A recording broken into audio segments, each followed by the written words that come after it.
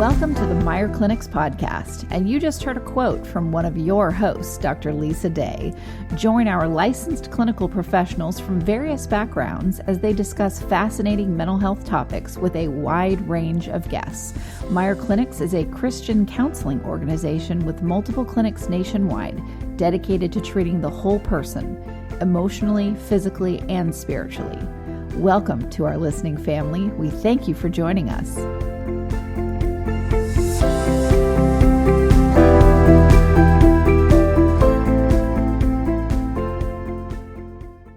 Hi, listeners. I love it when we get to interview or have a discussion with Dr. Paul Meier. So he is here with me today. Hello, Paul. Hi, Kristin. It's always great to be with you. So today, whether we're doing radio or just talking. Exactly. And it's been so this year. That's a whole other show. But anyway, today we're going to talk about anniversary illnesses in mental health. And this is a subject that you brought up. And I love this because there are things that I can examine for myself in listening to you, as I always end up doing anyway, when we do shows. Yeah.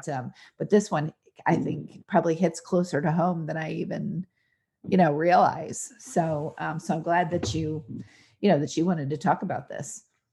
Yeah. Anniversary illnesses.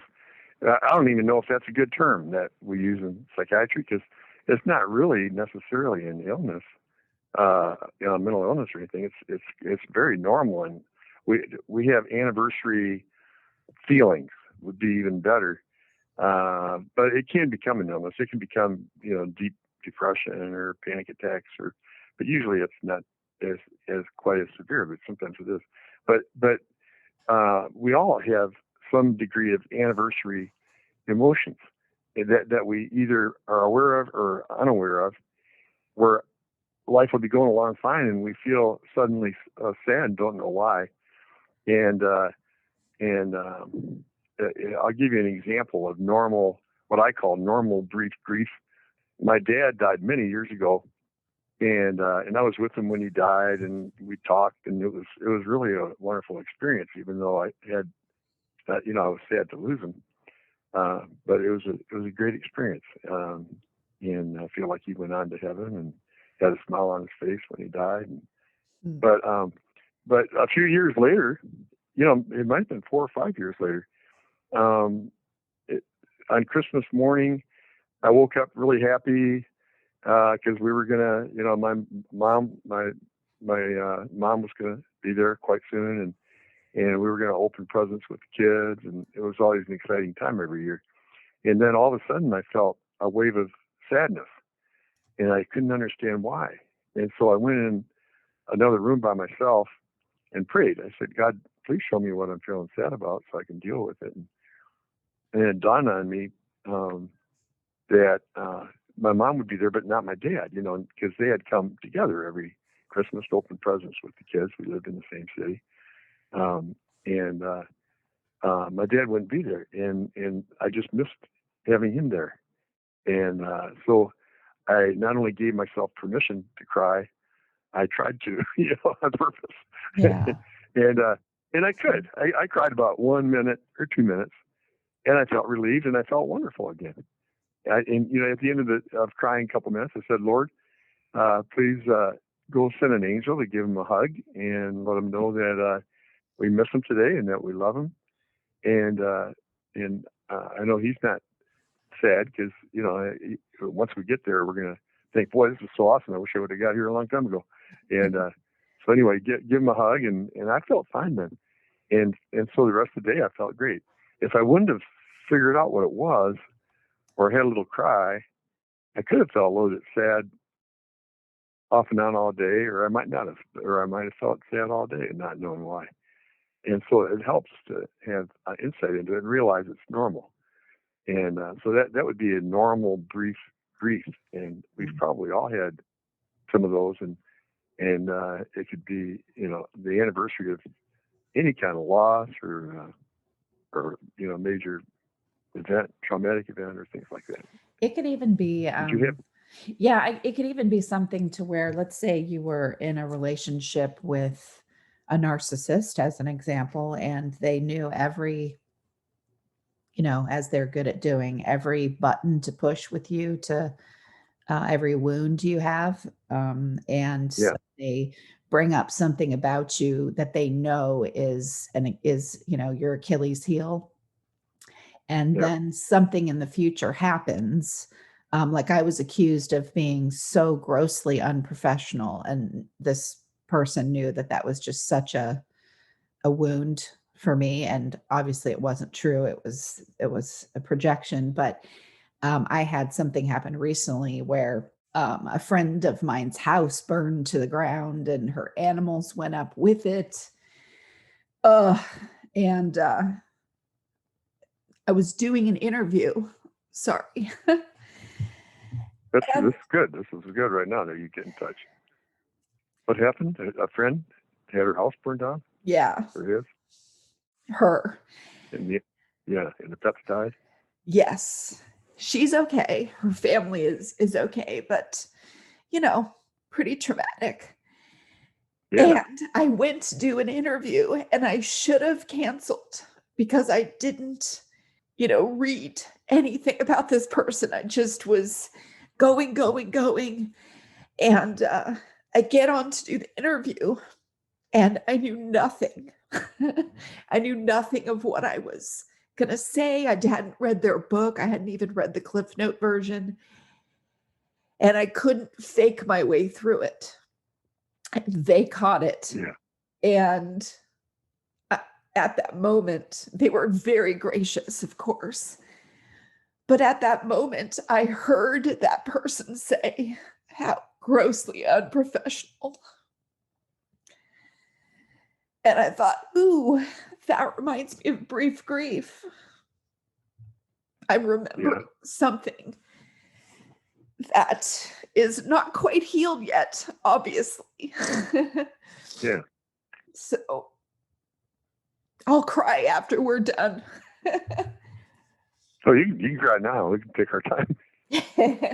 We're not in any hurry. But yeah, This is good. it was, and I had to tell myself, yes, that was unprofessional to, show up to an interview, someone's time, their hard work on a book. I should have read it or rescheduled, and I didn't. But Yeah. that's not the whole of who I am. Yeah. Right. And the reason that you hadn't looked at any of their stuff was because you're grieving this loss of your friend.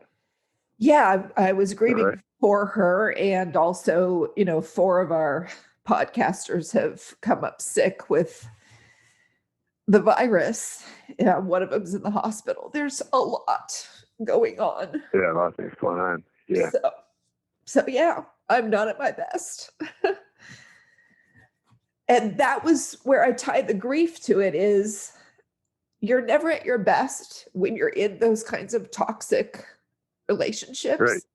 And Right. my stepfather was dying, and I messed up a few professional things with this person, and they used that as their opportunity to say, you are the most unprofessional, person I've ever met. And of course I took that. I was so low at that point from being in a relationship with them that I took it as that was Bible.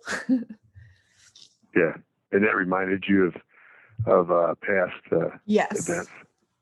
absolutely. Of similar, you've had past, I know you well, and you know me well, and I know you've had past events of being taken advantage of by narcissists.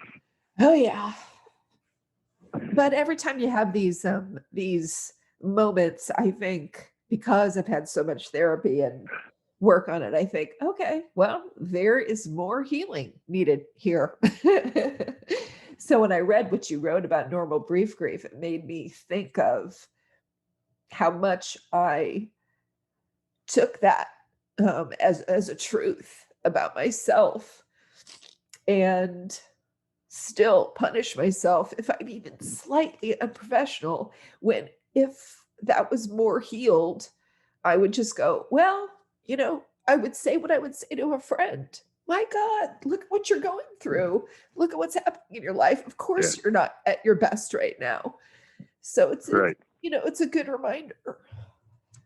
And I told a couple of, as you know, we've got a day program where people who are going through deep grief come in 7 hours a day, 5 days a week for 3 weeks, and they come in feeling often suicidal and leave feeling great. I had some leave this week that are just feeling great, and but I shared with two of them this week about that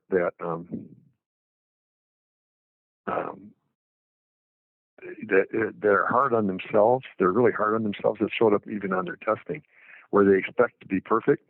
Either they were taught that in childhood, or they have some tendencies that way for genetic reasons too. But and I asked them, do you feel like you should do your best every day? And they say, yeah. And I say, because I'm setting them up, and I say, well, I don't. They say, you don't? I said, no. I said, how many days in your life will you do your best? They said, well, I don't know. I never thought about that. I say, and I tell them, once. Only one day in your life will you do your best. All the rest is less than that. And so if you try to do your best every day, you're going to be continually disappointed. Right. And so I said, try to do a decent job every day. And some days you'll do better than others. And one day will be your best, but just expect to do a reasonable job, and expect to even fail at that sometimes. And life won't be so disappointing. And so I've told you that a few times too, and I tend to do that too, expect too much. And so you're right to not expect to be perfect, and sometimes you're going to be going through things where you might do less than even the normal level of greatness that you do. And right. Where but you only do your best one day. What day is that? The day you're born? Only one day in your life will be the best day of your life. From there. Yeah. So an anniversary. Now, if this were an anniversary illness, then it would be a year after this. Like this happened just recently, right? Well, interestingly enough, the interview that I bombed on happened just a half an hour before you and I got on for this podcast. So that just happened. Yeah, that's why it's so today. Today. Yeah. Yep. Well, you know what? I mean, I'm glad you could share this with our listening family. I hope you leave this in, because it's being vulnerable. And I've I've shared similar sadness and grief during times that I've had grief too, in previous podcasts that we've done. And now, if a year from now you felt suddenly sad and didn't know why, it could be because on December, we're recording this on a December 17th, in 2020. And people may be listening to this 10 years from now, because it's going to be in the can, right. So if on future, December 16th or 17th or 18th, around there, you feel a sudden wave of sadness, it could be because it reminds you of this. Right. So that would be more of like an anniversary illness. Right. But this is the sadness that you experienced over this is, I mean, a lot of people just sort of shrug it off and say, well, it was a bad day. Right. I was grieving other things. And, but you might take it more personally, and you probably did, because you've had previous experiences like this in years past. Yeah, absolutely. This and was not necessarily in December. They could be in any month. I think this year, with how difficult this year has been for everybody, this year, maybe 365 days of this year will be an anniversary for a lot of people. The whole COVID, the whole pandemic experience. So stressful. It's been traumatic. So Yeah. traumatic. Oh, for me too. Yeah. Not. I mean, for me, it's a lot of what's going on in our nation, and I'm Absolutely. not going to get into politics at all, but a lot of what's going on in our nation is a lot more grieving to me than the illness itself. Although it's sad to see, like you've had friends that have had Right out of the COVID, gate at the beginning of the I year, have too. right at the beginning of the year, I had 4 people pass away from this before it even became a thing, and we were wondering what is going Yeah, on, and then we found it was so. It's been, you know, but again, these are things that happen to other people. I just, yeah, you know, uh, was doing my own grieving about it. So this has been a rough year for, you know, for everyone. yeah, And we're all, like I said, we're all going to have anniversaries about this yeah. year. People are already saying, yeah, 2020. But I think that's a good reminder. This is a good reminder for next year as we try to, as we're getting the vaccine and That's hopefully right. the other things It'll are be happening. it'll be a it'll be an item in the past that Exactly. we'll That we'll remember. have to Like deal all the with. other coronavirus pandemics have come and gone, and this one will come and go too, in Right. all likelihood. And um, So good segue but into it's good. Yeah, good segue into regression. yeah, yeah. So a normal brief grief. It's normal to have grief, and this is actually very healthy. For you to feel some grief right now, or this. This is very healthy, and I feel sad uh, uh, for you and with you, but I feel uh, good. I know you, and I know that you'll get past this, and you've really handled it well, and you're looking at it realistically, and I think it's pretty cool. So, Thank you. Yes, yeah, I'm you'll feel better. I'm being a You'll probably feel friend. better later today. I will because I actually Yeah, cried about something. My yeah, friend that's going yeah, through the issue called me at like 2 a.m. and needed to just cry about, everything that just happened to her, the one whose house yeah, burned down. And I didn't even shed a tear. I was being strong for her. And when that was finished, my partner, Michael, came in and said, do you need a hug? No, I'm good.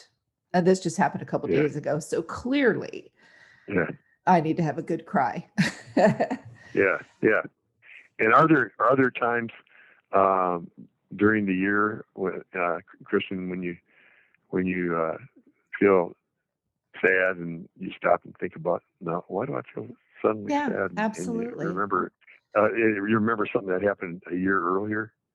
This time of year was about, but it was a few years ago. I just hadn't dealt with it completely. I think that there are anniversaries and they can come in different waves depending on where you're at in your life. So it could be, Yeah, it's a year, every year at this time, I feel a little tense and insecure because this was about the time that I was getting lobbed at by this person about how unprofessional I am and was dealing with a death in the family and all that. And I haven't really gotten too upset about what happened because I was in the midst of, um, you know, tremendous grief.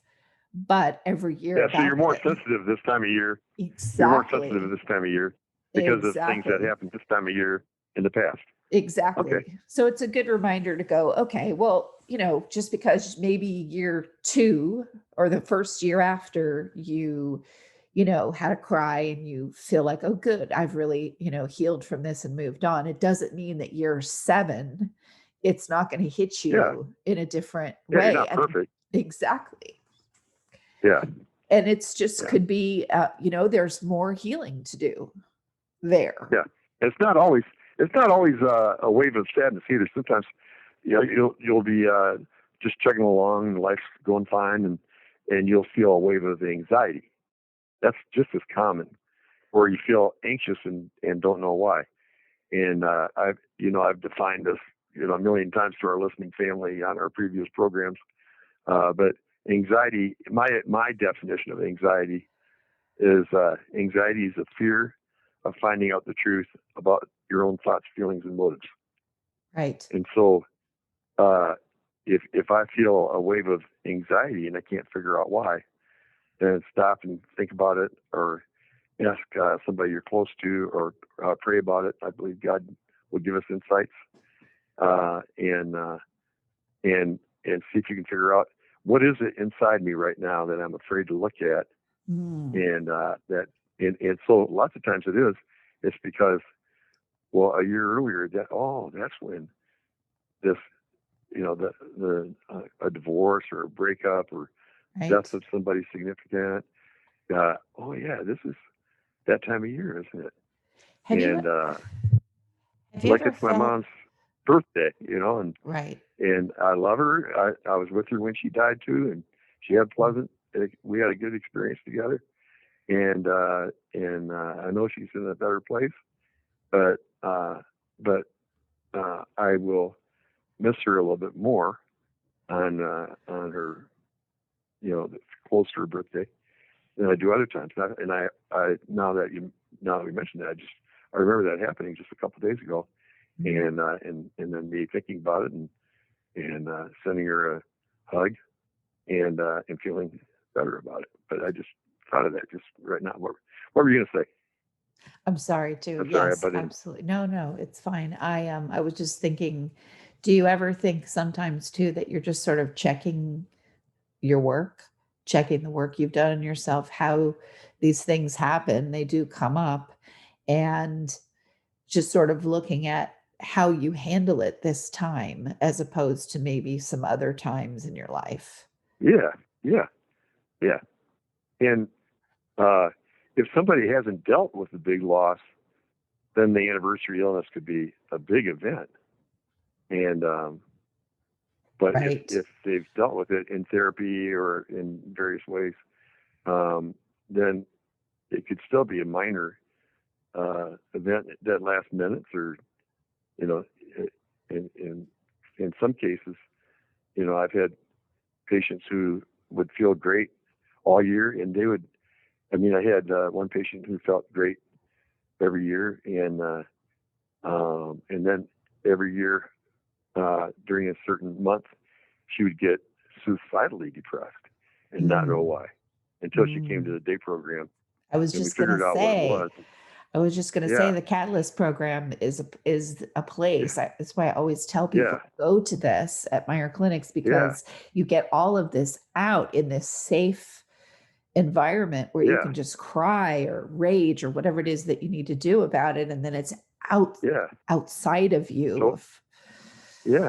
And so we dug and we probed, and the first few days we couldn't figure out what it was that she was so depressed about, because she grew up in a nice family and all that.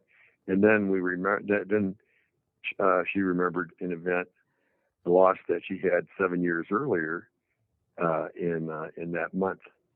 And every year she got depressed because she had unresolved grief about that loss, but she didn't realize that that's what it was. And when she became aware of it and had and cried and dealt with it and shared, and then it was, she got over it, and it'll never happen to her again. Right. She might have a slight wave, of sadness that lasts minutes or half a day or something in the future, but she's, that was a number of years ago, and she's done great ever since. So that would be an example of an anniversary illness. And then one other one we ought to cover today, and we're going to do a couple of we're going to do this in 2 stages, right? Yes. Another one that would be good to cover in our first in the first 30 minutes. And I want to thank you for being vulnerable and sharing that because and I'll try to do the same thing, next time. I know I sat here going, how unprofessional of me to do this on a show. Like, I'm thinking that too. Yeah. And they're not going to want That's this very on their professional. Who cares if it's professional or not? It's human. Hi, this is Dr. Paul Meier of the Meier Clinics. Our Christian counselors across the country have a goal of helping all those who come to us to become what God has called them to be. If you're in a situation where you're not at peace within yourself, or you just feel like there's joy that's missing in your life, we can come alongside to help you obtain peace and joy. This message is sponsored by the Meier Clinic Foundation, a nonprofit Christian counseling ministry. The number is 1-888-7-CLINIC, 1-888-7-CLINIC. I hope you and I don't try to be professional. I hope we just are ourselves. We're We sharing with are. our family. Yeah. That's what I look at it. We're not teaching a class. We're sharing with our listening family. And so regression is another one that is a really important one to cover. And I've got clients that I've seen for 20 years and or even longer. And I see them. I see people now. I used to do therapy, and like hour-long therapy on people for a long time. And but now I do, being a psychiatrist, I do at my age now, I do medicine checks where people who need lifelong medications for various reasons come and see me every 3 months, and we discuss their meds, and most of them haven't changed anything in 20 years. It's the same thing. And so I ask them, is your dog still alive, and how's your how are you doing, since your mate died, and so we do brief therapy for about 15 minutes, each time.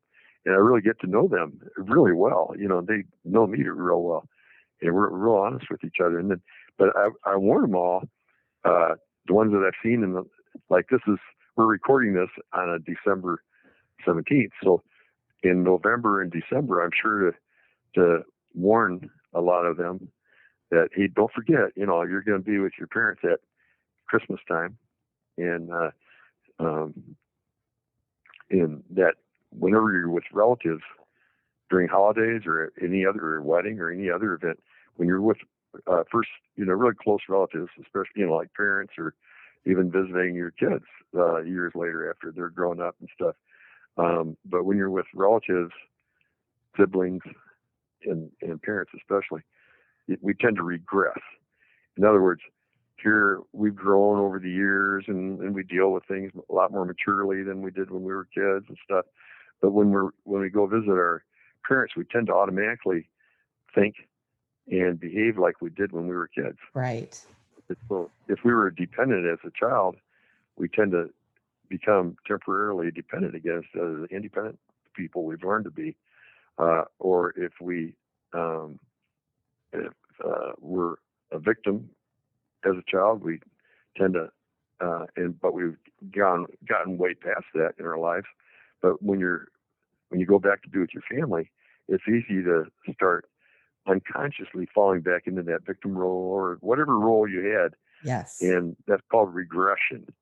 And 100% of us do that to one extent or another. And hopefully it's not, not significant, not very a lot, but I say, now, just expect that now and be aware of it so that you don't succumb to it. And so I warn them, and then I warn myself too, that It's so bizarre, isn't it? Because there's so much put on, the holidays, and you're coming together with your family, and it's so wonderful. And Yeah. it's the movies that are out. Well, for a lot of people, it's a torture chamber. So Yeah. it's not. Yeah. La la la la la. Yeah, and I tell a lot of my clients, I've got a lot of clients who have really traumatic childhoods where they were abused and everything. And if they tell me that they're going to visit their abusive parents, I tell them how sad I am that they're going to do that. Oh. And they say, well, I don't really want to. And they're all, I know, my mom's or my dad's going to just beat me up the whole time I'm there and blah, blah, blah, blah, blah. And I said, well, why are you doing that? Well, I feel guilty if I don't, or they feel that, an example, the Bible says, honor your father and mother, and they misinterpret that. I said, honoring them doesn't mean going there and putting up with them abusing you. Right. It might mean not ever speaking to them again. But if they're in a nursing home or something, then you and the other sibs maybe pitching in $100 a month each, or a couple $100 a month each to help, along with your Social Security check to pay for it or something. And it might be having no contact at all. Honoring them it doesn't mean putting up with them hurting you and subjecting your family to that kind of abuse. Exactly. Creating another thing for you to have an anniversary over. Yeah. Just last Christmas. Yeah. So we tend to regress when we're around our the people that we grew up with. Right. And if you had a real happy, healthy childhood, you don't have much to worry about. But if it was real dysfunctional, then if you're going to be with people with dysfunctional family members, you got to expect to have some pain that you got to deal with. Absolutely. And Absolutely. not be surprised by it. Not let it hit you by like a 2x4 on the head, And not surprise you or anything.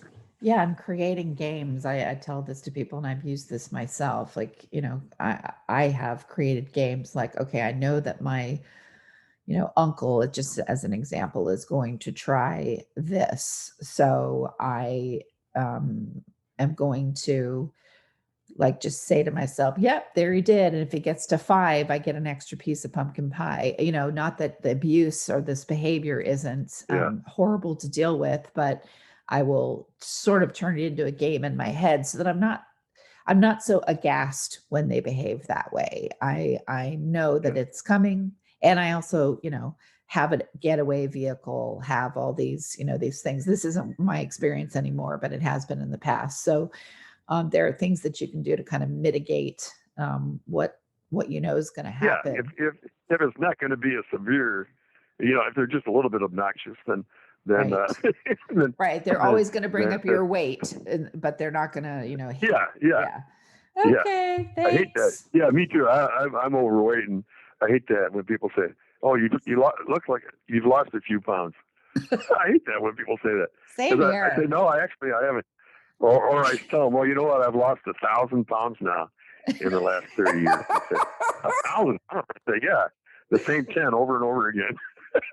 I know. I hate that too. I hate it if a neighbor, I've got this one neighbor that will say that every time I go outside, if I'm wearing something other than muck boots and whatever I'm doing to feed my equine, if I dress up at all, they have to go, well, look at you. And I'm like, I don't want you to look at me. Do you not understand that? Like, don't That's right. look at me. Yeah, I want you to Don't look at comment. my soul, not my. Yeah.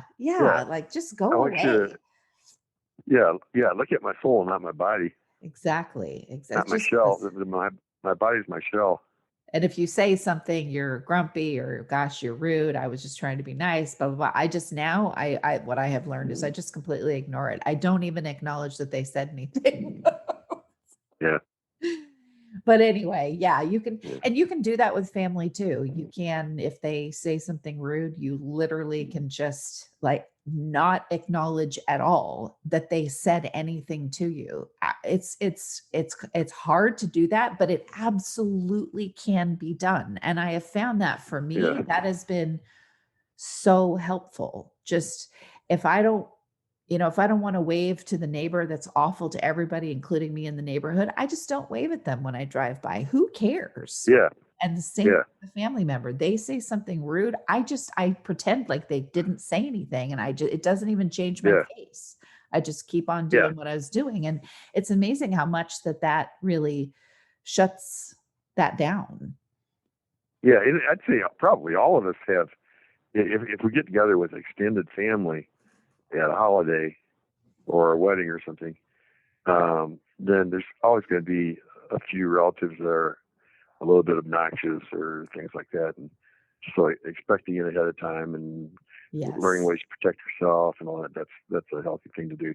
Now, if your parents are very abusive, or they're going to just keep putting you down the whole time you're there and things like that, then it would be wrong to go. It'd be wrong to subject ourselves to that. And so we all have to ask ourselves, okay, to what extent am I subjecting myself to more severe verbal abuse? So if it's going to be severe, then I think we shouldn't even do it. Agreed. Agreed. And I've sat with friends and said, do you have to go? Like, let's get to the root of this. Cause I know you feel like you have to, but are you going to die? Are you going to physically die if you don't go? Are you going to just burn up right there and just incinerate and be gone?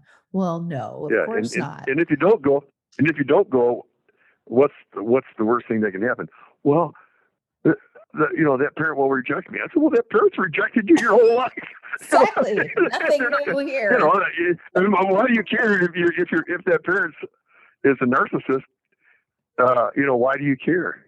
Exactly. And listen, we have an excuse this year. I've said that to people too. As stressful as this year is, you do actually have the greatest excuse ever. Yeah. Well, I can't because of COVID. Yeah. Exactly. I'm caring about you by not coming. You can just and give yourself a break. But next year, you need to. So I encourage all of our listening family, to stop and think about. To what extent will the abuse be? And if it's significant, don't even bother in the future. And if they reject you, then don't put too much significance on that one person. There's 8 billion people on planet Earth, and your mother or your father is just one of them. and I ask patients that do that, subject themselves to that. I said, well, I ask them, do you need my mother's acceptance? And they say, no. And I said, do I need your mother's acceptance? And they say, no. I said, then why do you need your mother's acceptance? You need to love and be loved by somebody, but God, Psalm 68 says, God takes the lonely and places them in families. And God wants you to be mothered and fathered and brothered and sistered, but doesn't have to be by, your I hate to use this term on the air, but your sperm donor or your egg donor. Some people are offended by that. That's too bad. Your mom and dad were your egg donor and your sperm donor, and they aren't any more important to you than anyone else. I hope everyone is important. I hope we love everyone, and if you have a parent that's really abusive, then you don't need that person's acceptance. And people will be depressed for years, waiting and waiting and waiting for that person to finally accept them. Or they'll have a mate that's run off and living with somebody else, and they keep saying, well, I'm praying that the mate will come back. I'll say, well, assume that your mate probably won't, because God doesn't make anybody do what's right. And from my experience, the odds are very, very, very great that your mate won't. It'd be better to assume that he won't or she won't come back. And then if they do repent and really honestly change, which is rare, but happens sometimes, then that's a bonus. And because even the Bible says hope deferred makes the heart sick. When you're hoping for something and it never happens, then your heart will be sick. You're making yourself depressed by expecting something unrealistic to happen. And so that's why we need to not expect people to change. Oh, I thought they'd change this year. Well, what makes you think that they would? They haven't in 30 years. No, so what makes you think this is the year they're going to change? Right. So don't subject yourself to it. And if somebody rejects you, then that's one person rejecting you. Don't let it. Don't make your parent. Don't base your self-worth. That's the words I'm searching for. Don't base your self-worth on what one parent thinks of you, because that parent's wrong. Right. Absolutely. So, well, listening family, we are going to pick this up on our next show. We've got 2 more things to go through regarding anniversary illnesses and mental health, or anniversary feelings and mental health, whatever way we want to call this. So thank you, Dr. Paul Meier, for bringing up this topic for us to talk about for this show. Yep. All right. And thank you, listeners, for tuning in to another episode of the Meier Clinic's podcast.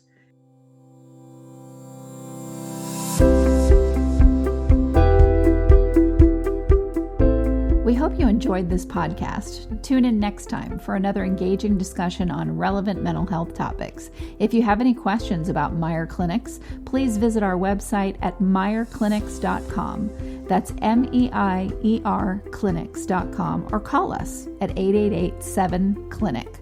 Don't forget to leave us a review on iTunes, Stitcher, or any of your favorite podcast apps. And please note that we are a member of and produced by Mental Health News Radio Network, mhnrnetwork.com.